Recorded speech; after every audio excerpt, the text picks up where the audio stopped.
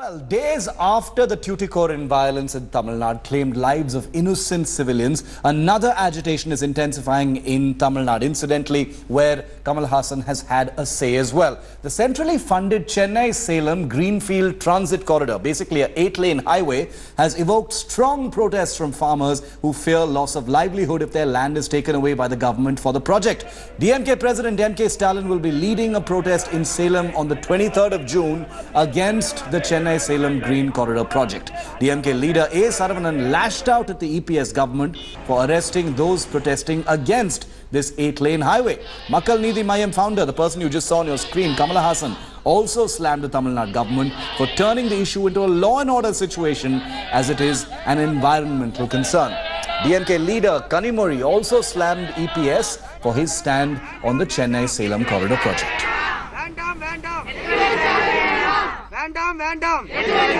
You can't keep arresting people who are concerned about environmental safety. And I'm not for government being so strict about why are you making it into a law and order situation when it is about environment. Ramalingapuram is one of the villages that's going to be affected by this proposed Chennai Salem Greenfield Corridor. India Today's Lokpriya Vasudevan visited the area to speak to the stakeholders, the persons who fear that they will lose their land, the activists, some of whom have been accused of inciting violence and causing these protests, and urban planners who believe that development has to happen, sometimes at great cost. Take a look.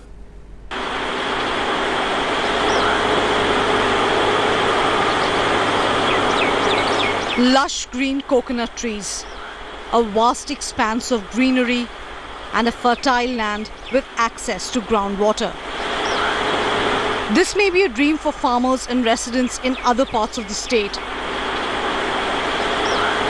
But for the residents of Ramalingapuram, located 11 kilometers from Salem district of Tamil Nadu, their village is a picture-perfect postcard. But the proposed Chennai Salem Green Corridor is all set to change the facade of this sleepy hamlet. நான் degree முடிச்சிருக்கேன். இப்போ ஆனா எனக்கு எங்கேயும் வேலை கிடைக்கல. நான் இப்போ அக்ரிகல்ச்சர் தான் பண்ணிட்டு இருக்கேன். இப்போ எங்களோட வாழ்வாதாரம் இப்போ இதுவும் போயிடுச்சுன்னா அடுத்து நான் என்ன பண்ண முடியும்? என்ன மாதிரி படிச்ச பசங்க இப்போ 3/4 பேர் அக்ரிகல்ச்சர் தான் பண்ணிட்டு இருக்காங்க. நாளைக்கு எல்லாருமே இதுவும் இல்லைன்னா அப்புறம் என்ன பண்ண முடியுங்கிற சூழ்நிலைக்கு வந்தாச்சு. என்னன்னா அதாவது 8 வருஷத்துக்கு உண்டான போக்குவரத்து 40-year-old Shivagami vividly recalls her troubles when the state government took away a portion of their house and agricultural land to expand the NH68 highway in 2010. It took her several visits to the collectorate to claim her compensation. With the proposed Chennai Salem Greenfield Corridor, it's a deja vu moment for Selvi and many others in a village in the outskirts of Salem district. 50 கிலோமீட்டருக்காக இத்தனை விவசாயிகள் அழிக்கலாமா? 50 kilometre extra ஆகுதுன்னா விமான சேவை அதிகப்படுத்துங்க, train சேவை, அதாவது மாடுக்கண்ணை வச்சுட்டு பால் கறந்துட்டு இருக்கோம், அது எங்க பிடிச்சிட்டு போக முடியும் நாங்க? The Chennai Salem Greenfield Corridor is a centrally sponsored highways project. The 277.3 kilometer proposed Greenfield Corridor starts near the Chennai Ring Road in Vandalur and ends at NH 544 bypassing Salem. The proposed alignment passes through Kanchipuram, Tiruvannamalai, Krishnagiri, Dharmapuri and Salem districts. Environmental activists, farmers and political parties in the state have expressed fears over this project, slamming the government for not consulting the people whose agricultural lands and livelihoods are at stake. கருத்தை கேட்கவே இல்லை, மக்களோட கருத்தை தான் கேட்கணும். ஏற்கனவே 3 ways இருக்கு. விவசாய நிலத்தெல்லாம் அழிச்சிட்டு எப்படி ஒரு டிஸ்ட்ரிக்ட் வளர்ச்சி ஆகும்? அப்போ இங்கே மக்களே இருக்க மாட்டாங்க. நான் இது வளர்ச்சிக்காக போடுறாங்கும் போது மக்கள் நாங்கள் இருந்தால் தான் வளர்ச்சி. Distance between Chennai and Salem will be cut by 68 kilometers. This in turn will reduce the time from 6 hours 26 minutes to just 3 hours 9 minutes. A completely access-controlled high-speed corridor that connects industrial and special economic zones present along Chennai and Salem. The project aims to promote economic growth and is expected to reduce the transportation cost of vehicles by 15 to 20%. The proposed road would also decongest the vehicular congestion on the Chennai-Tiruchi National Highway and the Chennai-Bengaluru Bypass Road. Apart from the manufacturing sector, it's a big boost to the agro sector as well because perishable goods can now be transported faster. A native of Salem district, Chief Minister E. Palaniswamy has drawn a lot of flack for going ahead with this project, ignoring concerns of the locals. However, the Chief Minister had assured in the Tamil Nadu Assembly that the government had fought for this project and contrary to rumours, only 41 acres of forest land would be acquired. He further said compensation under the new land acquisition law would be twice the market value in urban areas and up to 4 times in rural areas. That only with the concerns of the people, each and every scheme that's been implemented. Meanwhile, the state has been very calm and no law and order problem. But some people, if at all, taking this issue to create some law and order problem means, how can this be allowed? So that is the matter. Recent arrests of activists Valar Marthi and Piyush over this project have irked the opposition. They demanded that the proposal be dropped immediately. Our leader, Madam Kanimozhi, had clearly stated that the Chief Minister is acting in a dictatorial manner to muzzle the voice of dissent. Tamil Nadu Chief Minister Edappadi Palaniswamy's pet project faces stiff opposition from the residents as well as the farmers. Despite protests, survey work has begun for the proposed Chennai Salem Greenfield Corridor. Critics of the project raise concern on the environmental impact as well as land acquisition. Meanwhile, opposition parties have threatened protests across the state if the state government goes ahead with the project. In Salem, with video journalist Vijay, Lokpriya, India Today. So 3 people have been arrested. Protests are likely to continue in Salem. It has become a very, very fearsome political flashpoint in Tamil Nadu and could be simmering towards something a whole lot worse. Joining us live, our reporting team from Chennai, Lokpriya Vasudevan and Shalini Lobo. Lokpriya, you've just come back from Salem. You visited there. You've recorded all the tensions that are simmering there in Salem. This could get a whole lot worse. Couldn't it, Lokpriya?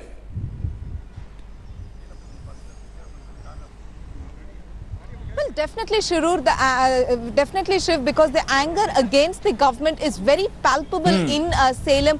People are angry that the state government has decided to go ahead with the project without the consent of the people. And the fact that this particular project is going to cut across 8 reserve forests and hectares of fertile agricultural land is something that is not sitting well with the farmers of that area.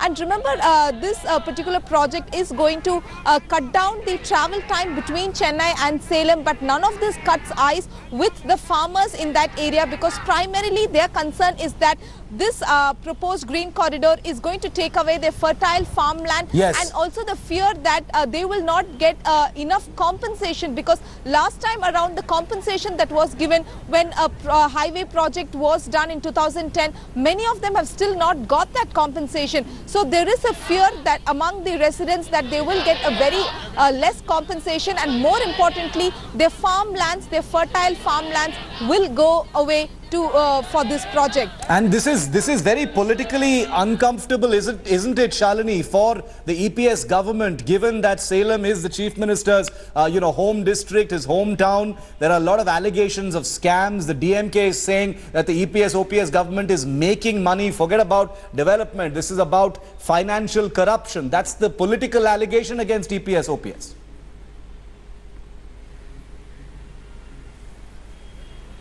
Well, indeed, Shiv, if you look at the EPS, this is EPS's hometown, Salem. Everyone knows that. And there are already 3 existing routes from Chennai to Salem, apart from which an airport as well in Salem. So people on the ground, when my colleague Lokpriya visited the area, people were telling her, why not work on these existing routes or why not increase air traffic between Chennai and Salem at a lowered cost? Why is it that you want to have a 8-lane corridor which is going to cut through around 159 villages, displace a lot of people. And one thing, when a highway this big, a 10,000 crore project cutting through 159 villages comes into force, consent of the people very important, because this is for the economic growth and development of the people. But what the political opposition in the state right now has to say, picking on the situation at hand, says what's the point of displacing people and cutting them off their political opportunities, because all these people know to do is agriculture, and that's what you're taking away from them. Their farmlands, the reserve forests, and where do they go with their cattle? That's another big question people are asking. Politicians, DMK, especially MK Stalin, saying that he's going to lead the protest in Salem. The DMK saying that money is involved in this. Also, they're also alleging that while scams and money is being taken place, also they're saying probably there are underhand and back channel talks going on with investors also, which is why this particular route is being marked as of now. Stay with me, Shalini. Lokpriya, thanks very much for joining us in that story. We're going to keep an eye on the developments there because 3 people have been arrested and those protests are continuing. We don't know what the government is planning to do. We hope it doesn't become a confrontational, violent situation like what happened in Tuticorin. Meanwhile, staying with Tamil Nadu, remember the outrage over actor and BJP leader SV Shekhar, who had said that women journalists need to sleep around to get ahead in their careers? Well, Shekhar was dragged to court for that comment, and today he was produced in the Alikulam court in Chennai after being evasive for the last couple of weeks. The actor can heave a sigh of relief as he's been granted extended bail till the 18th of July. The Chennai police had claimed that Shekhar was absconding. However, SV Shekhar was seen publicly in the city moving around with police protection. Imagine, the DMK Saravanan has hit out at the local court saying that this exposes the double standards of the AIA-DMK government. I want to go straight back to India Today's. Today Mr. SV Shekhar appeared. On summon he was directed to appear today and he appeared on time. He had filed for a bail application. The bail was ordered. 2 sureties also have been provided to the court. Court is fully satisfied that he will comply with the orders of the court. And who gives surety, sir? His family friends, 2 of his family friends. On the one hand, the SV Shekhars and H. Rajas are violating the law with impunity. They are going scot-free. Whereas people like Mr. Piyush Manish, Valarmati, Mansoor Ali Khan, the others who speak against the government, who speak against the violence, who speak against the environmental degradation caused by the projects, by the actions of the state government, are being picked up and being detained under draconian preventive detention laws. This shows the double standards of this ADMK government. It also sends out a clear message that if you belong to the BJP and the RSS, you can do anything and you will be let off the hook. Shalini Lobo is still with us. Shalini, the opposition is justified in feeling aggrieved that SV Shekhar is not going to face any trouble at all for those appalling remarks that he made about journalists.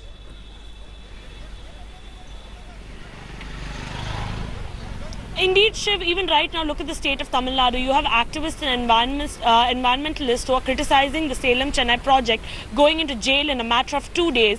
But then you have someone like an SV Shekhar who's been free since April 20th. Around April 20th was when he made that comment. And he's been seen at public events. Also, the AIA, the DMK people have been saying it's probably because of his closeness to the Chief Secretary of State that no one has touched him. Even today, his lawyer very confident that no matter what, they're going to win this case. SV Shekhar, cool, composed, smiling at people inside the courtroom. And even though he said he did not see the post he shared, derogatory statements such as women journalists sleep with people, give out sexual favors, do sexual favors in order to get ahead in their jobs. That's something that you cannot say and get ahead with. SV Shekhar on the loose right now in Chennai, no action, an extended bail, clearly relief to him. He has to appear only on the 18th of next month as of now. Thanks very much, Shalini. Very disturbing development. SV Shekhar certainly deserves some kind of punishment. He's been granted bail. That's the legal system. We'll see what happens. Let's see if he gets any kind of comeuppance for those shocking remarks that he made. Thanks for watching the video. For more such news and updates, please like, share and subscribe to India Today. Also check out our other great videos from our channel. We know you would love to.